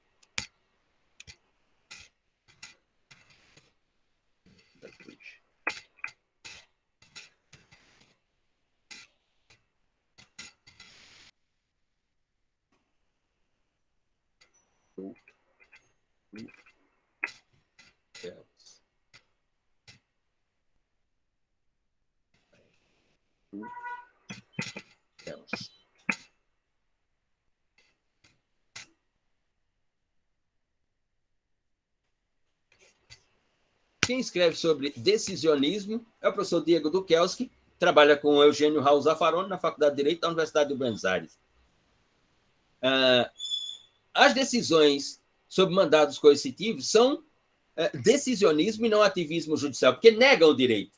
Como, por exemplo, a forma que nos processos da Lava Jato, tanto os procuradores da República quanto o então juiz, Sua Excelência Sérgio Moro, construíram para modelos de colaboração premiada. Ou seja, eles inventaram um modelo de colaboração premiada que não existe em nenhum ordenamento do planeta. Ou seja, eu vou colaborar com a investigação, vou dizer os recursos foram desviados, estão em tais contas. Por exemplo, se você for aí no UOL, se você for no Google, você vai encontrar uma reportagem do UOL, né, do doleiro Youssef, em que ele fala para o UOL que ele fez uma colaboração premiada e que ele vai sair da colaboração premiada com 20% de tudo aquilo que ele indicou onde está e que foi desviado. Ora, a colaboração premiada ela é um prêmio imaterial, está lá do artigo 4º da Lei 3.850 de 2013, da Lei 12.850 de 2013. O prêmio na colaboração premiada é um prêmio imaterial, ou seja, por exemplo, você iria ser condenado e iniciar o cumprimento da pena no regime fechado. Então, no acordo de colaboração premiada, colocamos que você vai iniciar no semiaberto. Ou então, em vez de você cumprir uma pena privativa de liberdade no sistema de média ou máxima segurança, nós vamos colocar no acordo de colaboração premiada que você vai cumprir prisão domiciliar. Você vai cumprir isso. Isso é colaboração. Agora, o camarada colaborar, porque vai sair com 20%, que foi o caso de Youssef, que ele disse que tinha indicado as contas onde estavam 3 bilhões de reais e que ele ia ficar com 20% daquilo. Ora, isso é decisionismo. Isso é negar a norma. Negar a norma não para construir direitos, mas para negar direitos de quem? Negar direitos do acusado, do réu, daquele que está respondendo ao processo. Ora, isso abriu a caixa de Pandora. Não há mais controle sobre isso. Ora, o controle tem que vir de quê? Sempre da última instância, que foi o que o Supremo Tribunal Federal fez. Determinou que, naquela forma praticada sob o mandado coercitivo, era inconstitucional. Depois, sobre as colaborações premiadas, o Supremo Tribunal Federal falou é inconstitucional esse modelo de colaboração premiada. Só que, quando o direito reaparece para reorganizar essas complexidades, o dano concreto já foi extraordinário. Por quê? Porque nós tivemos, e aqui, sem nenhum conteúdo político, não me interessa essa ideia política, quero distância disso aí, esquerda, direita, enfim, não é o meu caso, eu sou um teórico, minha preocupação é com a linguagem e com a linguagem do direito. Ora, nós tivemos alguém que ficou 580 dias cumprindo uma prisão que desde o início, todos sabiam que o juízo era incompetente para tomar aquelas decisões, que a vara era incompetente, o foro não era competente, que a justiça era outra. A Justiça Federal não era a de Curitiba, era a de Brasília. Desde o início, o advogado peticionou isso. A sua primeira manifestação foi sobre isso. É verdade, Luciano, o juiz não pode declarar de ofício a sua incompetência. Claro que não. Mas o advogado foi ao TRF, o advogado foi ao STJ, o advogado foi ao Supremo Tribunal Federal. O Supremo Tribunal Federal só vem reconhecer a incompetência do juízo em 2019, em novembro de 2019. Alguém já tinha cumprido 580 dias de cárcere por uma decisão e que depois a própria Corte Suprema, nessa ideia de decisionismo, reconheceu que o próprio juiz ele era suspeito. Mas reorganizou as complexidades. Ora, quando o direito, lá na primeira instância, no TRF, no STJ, tomou as decisões, não foi direito? Foi direito. Quando o STF tomou decisões corroborando aquelas decisões, não era direito? E quando o STF tomou decisões negando aquelas decisões, não era direito? Tudo é direito quando o direito decide. Ou é direito ou não direito, decidido pelo direito. A minha posição sobre o neoconstitucionalismo é de que, seja para construir direitos no neoconstitucionalismo pelo ativismo judicial, seja para negar direito pelo decisionismo, é um desastre do direito. Mas é direito. É um desastre do direito. Diga, Cleiton. Bom dia, professor. Bom dia, pessoal. O senhor apontou aí essa nova onda do neoconstitucionalismo que divide meio que no decisionismo e no ativismo. O ativismo vem para organizar essas complexidades. As complexidades, e aí eu queria provocar o senhor, dentro desse sistema jurídico que a gente tem posto, a gente pode colocar como uma das complexidades as decisões conflitantes da própria justiça. Por exemplo, dentro da estrutura jurídica que nós temos, os tribunais, uma turma decide sobre determinado assunto de uma forma e sobre o mesmo assunto outra turma decide de forma diametralmente oposta. Pois bem, primeira provocação é como o sistema jurídico ele vai encontrar uma solução para essa situação que é concreta. Antes que, como foi apontado, o senhor usou o exemplo da Lava Jato, que o camarada, por uma escolha, seja de decisionismo, seja de ativismo, o camarada tirou 580 dias preso. Ninguém queira saber o que é ficar um dia preso, ou até mesmo ser limitado de sair de casa, como a gente tecnicamente teve que ficar com a pandemia por questões de sanitária. E aí essa é uma primeira provocação. Como o sistema jurídico ele vai encontrar uma solução para isso dentro da sua própria estrutura para organizar essas complexidades. E a outra, me veio também uma dúvida que dentro desse cenário neoconstitucionalismo, que nós temos o ativismo e o decisionismo, aparece uma figura nova que acompanha os tempos da modernidade, que é o direito cibernético, né? Eu vou chamar aqui a robotização dos agentes de decisão. O quão isso também pode trazer um prejuízo, porque, por exemplo, a gente está num programa de direitos humanos. Como é que a gente vai conceber decisões judiciais, por exemplo, que tutelem sobre direitos tão intrinsecamente relacionados à subjetividade das pessoas, como os direitos humanos, a gente pode elencar diversos, com uma cibernética cada vez mais agressiva dentro do universo jurídico para resolver essas complexidades. Então, seriam essas duas provocações por hoje. Com relação à primeira, Cleiton, eu vou colocar aqui digamos assim, uma observação que, em regra, ela não aparece. Quando eu tenho uma turma ou uma Câmara que decide uma matéria jurídica, porque, como diz Antônio Caixeira Neves, as matérias elas são de relações sociais comunicativas, mas quando elas chegam no direito, elas deixam de ser sociais e elas passam a ser comunicativas jurídicas, porque elas passam a serem submetidas a um tratamento jurídico e não social.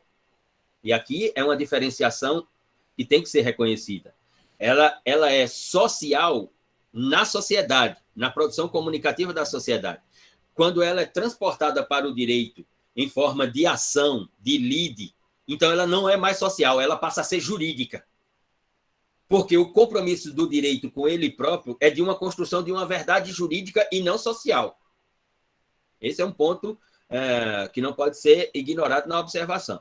Quando eu tenho uma turma ou uma câmara que, sobre a mesma matéria, decide de forma diferentemente, sinceramente, não há problema nisso, não. Você vai dizer, como não há problema, Luciano? Como é que eu posso dizer isso? Às vezes, Rafael de Jorge diz assim, às vezes, Luciano, a gente quer explicar algo com as palavras, mas não tem como. A gente até tem o sentido, mas não tem as palavras.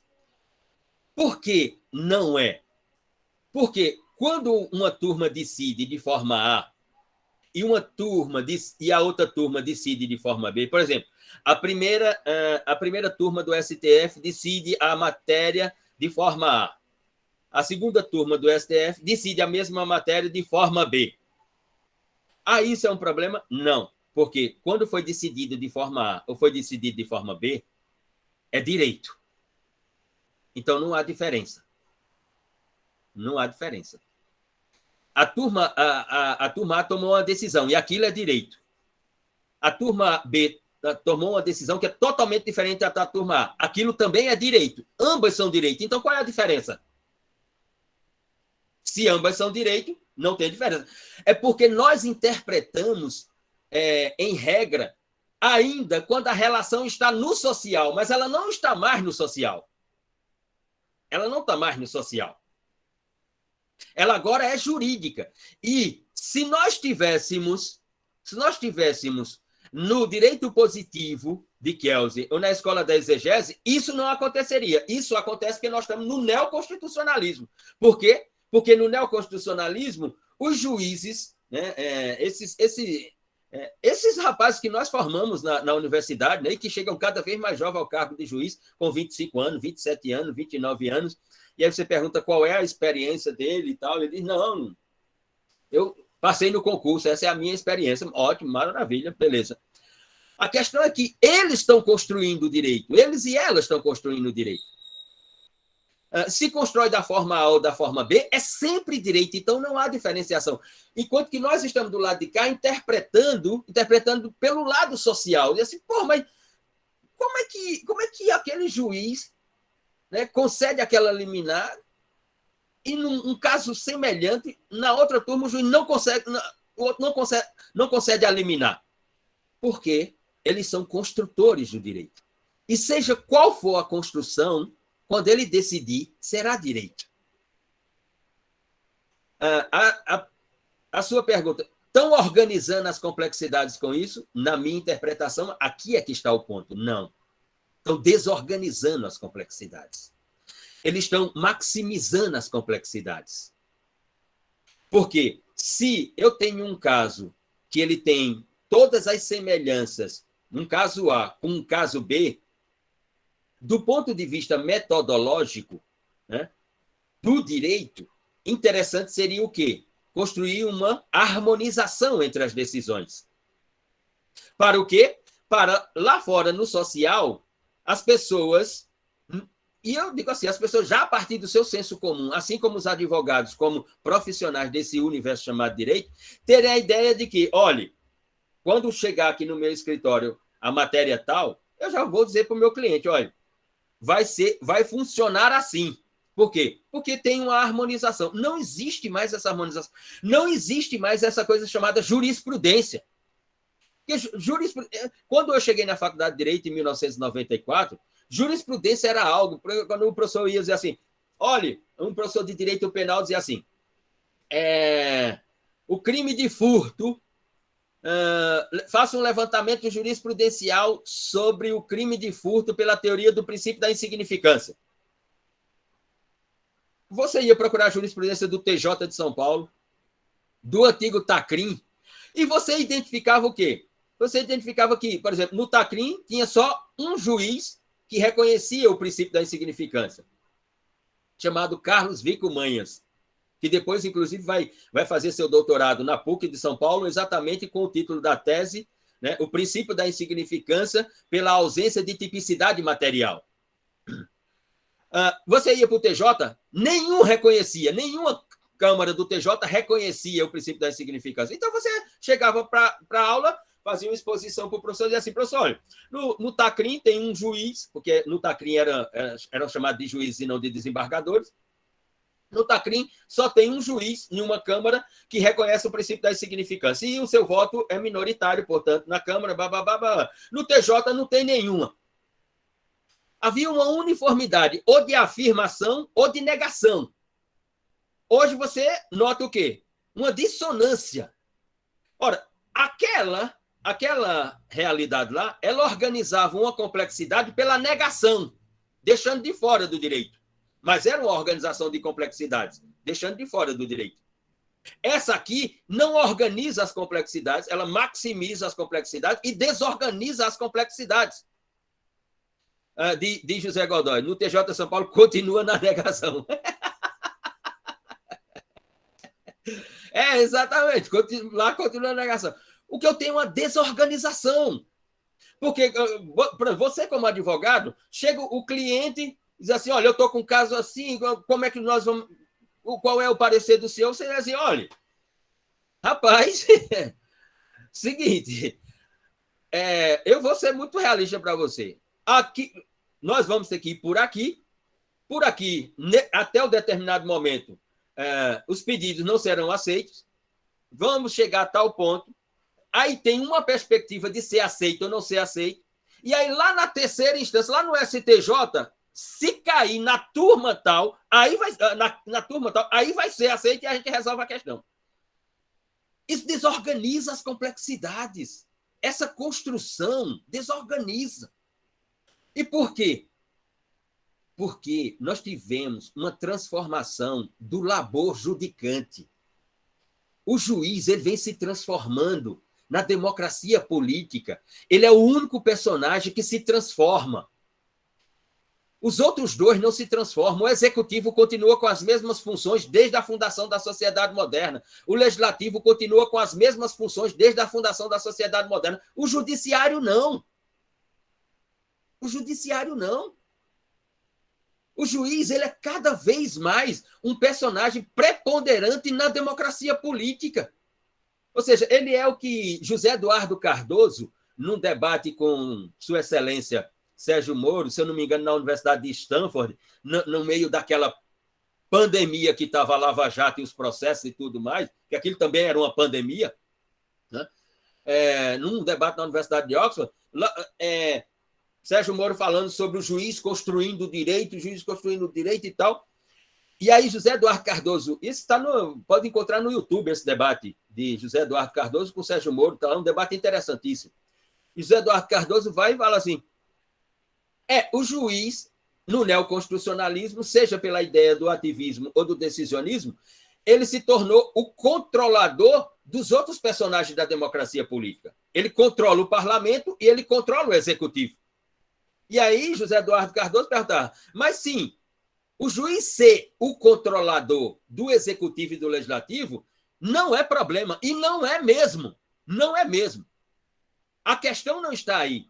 A questão está onde? Está em que o controlador não tem controlador. Aí é que está a questão. O juiz que controla os demais não tem um controlador dele. O controlador que controla não é controlável. Aqui está a encruzilhada da democracia moderna, contemporânea. Porque o juiz, ele se tornou o personagem dos personagens. Quando ele prolata a decisão, é aquilo e pronto. Qual é a resposta do juiz? Doutor, não está contente, recorra. Aí você recorre para quem? Para outro juiz. Aí o outro juiz dá-lhe outra paulada e diz, como é? Recorra. A resposta é, recorra. E o que nós estamos assistindo é só as complexidades aumentando. Me diga assim, qual é, né? Assim, qual é o sentido? Qual é o sentido sociológico? Qual é o sentido histórico? Qual é o sentido cultural de você manter na prisão uma mulher que furtou miojo e refrigerante para comer? Não tem sentido. Agora, juridicamente tem sentido? Tem. Juridicamente tem sentido. Juridicamente tem. A juíza tomou a decisão com base no quê? Com base no critério que está na lei. A decisão dela pela prisão preventiva é um dos critérios do 311. Vou manter a ordem pública. Bom, com essa expressão, manter a ordem pública, eu construo verdades e verdades para o direito, meu querido. Eu construo verdades e verdades para o direito. Vou mantê-lo preso para garantir a instrução criminal. Eu construo verdades e verdades. Vou mantê-lo preso para garantir a aplicação futura da lei penal. Eu construo verdades e verdades, porra. E olha que na lei ainda tem uma expressão que ela é inacreditável. Vou mantê-lo preventivamente preso para garantir a conveniência da instrução criminal. Porra! Você quer material maior do que isso para construir verdades? E quando ela prolata, essa é a verdade. Aí você recorre, vai lá. E aí qual é o recurso que eu tenho? O habeas corpus. Marta, as interpretações são inúmeras, sim. E aí resta ao advogado o quê? Impetrar o habeas corpus. Sim, aí eu tenho que impetrar o habeas corpus, mas aí eu também tenho que fazer uma pesquisa para saber como é que está lá a recepção de habeas corpus em matéria de prisão preventiva, de cautelares de natureza pessoal. E aí eu vou e olho e digo, eita, o tribunal... Como eu estava conversando aqui com o Cleito outro dia, tem um juiz aqui, um juiz aqui em Campina Grande, é Divan, extremamente progressista em matéria de tóxicos. Sobre a apreensão de pequenas quantidades, ele diz lá quantos gramas na sentença dele. Eu fiz um webinário com ele me mandou uma série de decisões dele, eu fui ler as decisões, achei fantástica. Todas as decisões dele de reconhecer como usuário, o TJ da Paraíba derruba todas para tráfico. Ele me mandou 10 decisões que eu dizia assim, não, isso leia, Luciano, me diga se isso é tráfico. Eu digo, não, na minha interpretação também seria usuário. Usuário, por toda a narrativa que está lá nos autos. Chega no TJ, pá! Tráfico. Todas dele. Quando ele prolata a decisão dele, não é uma verdade? É. Quando o TJ prolata não é uma verdade? É. Então qual é a diferença? Não tem diferença. Não tem diferença. Porque não há, no neoconstitucionalismo, não há, ditado pelo próprio direito, um critério de uniformização, um critério de harmonização. O critério é só qual? De decisão. O critério é só de decisão. Por isso. Só por isso. Aí eu sei que você deve estar aí pensando, Cleiton, porra, mas é triste, professor. É, mas é o direito. É o direito. É o direito. É só isso, o direito. O direito só nos leva a 2 lugares.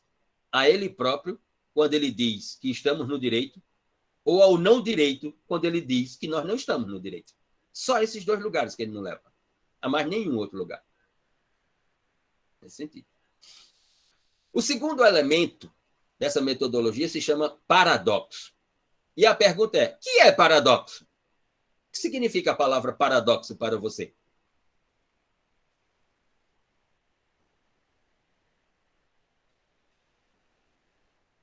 Veja, paradoxo aqui não é aquilo que aquele rapaz de Alagoas escreveu, chamado Aurélio, está lá no seu dicionário. Porque se você for no Aurélio ou no Ruais, né, você vai encontrar o verbete paradoxo com a seguinte tradução: algo oposto, algo contraditório. Não. Para o pensamento, para essa abordagem que nós estamos fazendo aqui pela teoria dos sistemas, e fundamentalmente pela teoria dos sistemas de natureza autopoética, que é a de Luhmann, que diferencia das demais teorias sistêmicas, né? Paradoxo é uma condição, abre aspas, a expressão não é minha, é dele, de Luhmann. Abre aspas, paradoxo é uma condição elementar da funcional operatividade do sistema. Repito, paradoxo é uma condição elementar da funcional operatividade do sistema. Fecha aspas. Significa dizer que o sistema opera no paradoxo. O sistema ele precisa ocultar o paradoxo. Nós podemos encontrar aí diversas estéticas de paradoxo. Eu me referi a uma delas lá atrás. Por que é? Né? Deixa eu até puxar aqui para não ser desleal com o legislador. Deixa eu puxar aqui. Aqui. Código Penal. Código Penal.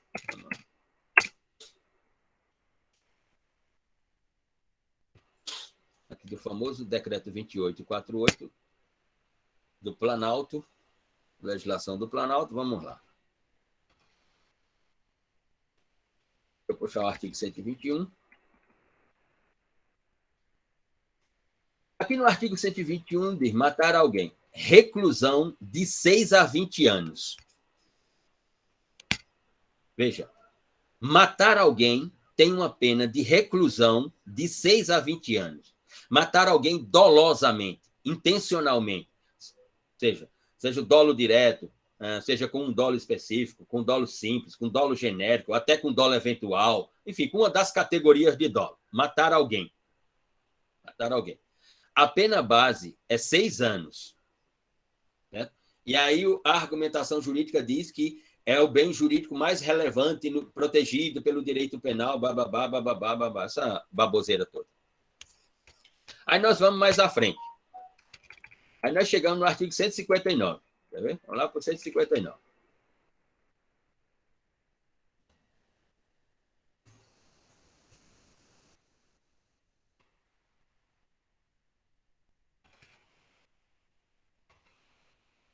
Estamos aqui. 57, 58, 159. Aí o 159 diz o seguinte: extorsão mediante sequestro. Sequestrar a pessoa com o fim de obter para si ou para outrem qualquer vantagem, como condição ou preço do resgate. Reclusão, 8 a 15 anos. Como é que eu sequestrar alguém para obter uma vantagem, por exemplo, de natureza econômica, tem uma pena base maior do que se eu matar essa pessoa? Aqui está o paradoxo. E o sistema opera nesse paradoxo. Quando o juiz toma a decisão sobre o artigo 159, ele toma com base nessa pena que está aí na norma secundária. Quando o crime é de homicídio, o juiz toma a decisão de construir a dosimetria a partir da previsão de pena do artigo 121. Aqui está o paradoxo. O direito opera no paradoxo. Ele precisa do paradoxo para operar. Só que ele oculta o paradoxo. O que significa dizer que nós passamos agora a observar uma conexão, um desencadeamento entre os elementos linguísticos constitutivos da metodologia.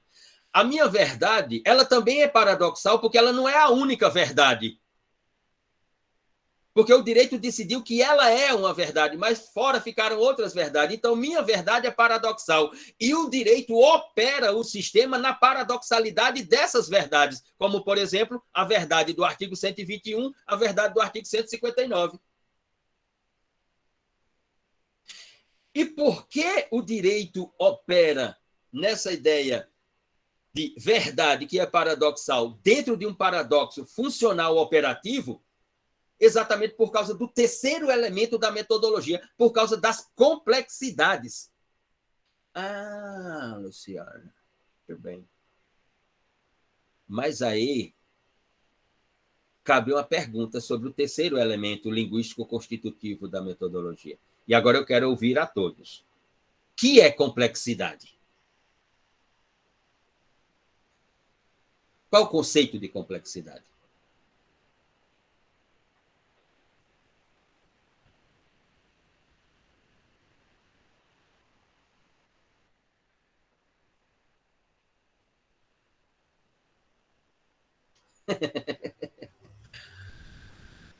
Diga lá, Paulo. Comece.